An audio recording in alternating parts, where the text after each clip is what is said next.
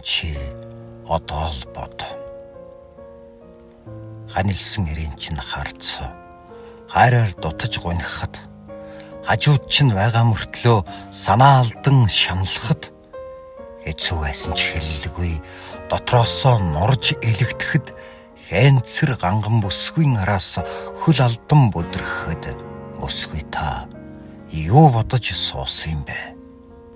Хэлэх гэсэн үг нь хоолой дээр нь тэглэхэд хээггүй зангаараа л тэд хэнэгчгүй алхахад хэрүүл хардалт хоёроос чинь хачин их залхахад хэн нэгнийг хүсэмжлэн халамцуухан дуудахад бүсгүй та хаана байсан юм бэ?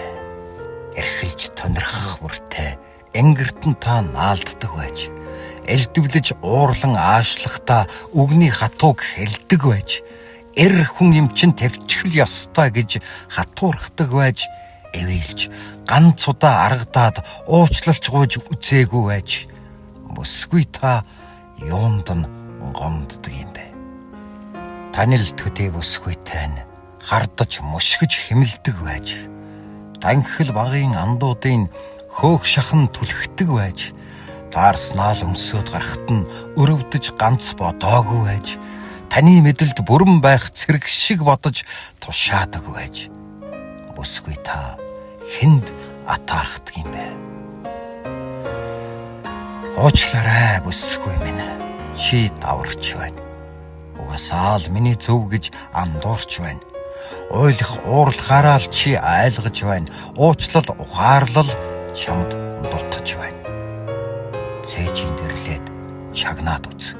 Тэр зүрхтэй сэтгэлийн дэлгээд ярилцаад үз. Тэр гонигтай хардсан ширтээд ажиглаад үз. Тэр нулимстай хажууд нь суугаад түшээд үз. Тэр чамд хайртай. Хайр нь хөрчихвээ. Халамжаар битгий дутаа. Хардсан гончихвээ. Хайраар битгий дутаа. Хаяа зүгээр л тэрч бай. Хачин их баярлдаг юм. Хажууд нь суугаад сонсож бай. Хандаал тэд эрхэлдэг юм. Ядраад ирэхэд нь ядчил инээгээд огтж бай. Яахавтаа заримдаа наригхад нь бүү зэмлэж бай. Ярих хэлхийн гүйцэд чимээгүй л сонсож бай. Ялж ялагдах хорвоогийн ээлжинд чийл аргадж бай. Бүсгүй таны ухаан л эгэл амьдралыг залж бүүвэн эгшгэнт чинь хорвоо нялхардаг юм сан. Бярч чадлан хансан эр вар шиг эр хүнч бүлээн харц халуун хайранд чинь зөөлрдөг юм бод. Бүсгүй минь, чи одоо л бод. Бүлтгэр үрсээ өрөвдөж бод. Бүтэн амьдралыг эргцүүлж бод. Бүсгүй заяагаан хайрлаж бод. Хажуудаа байхад нь уучлж бод. Ганиа дээдэлж ухаарч бод. Хатуу амьдралыг тавьчиж бод.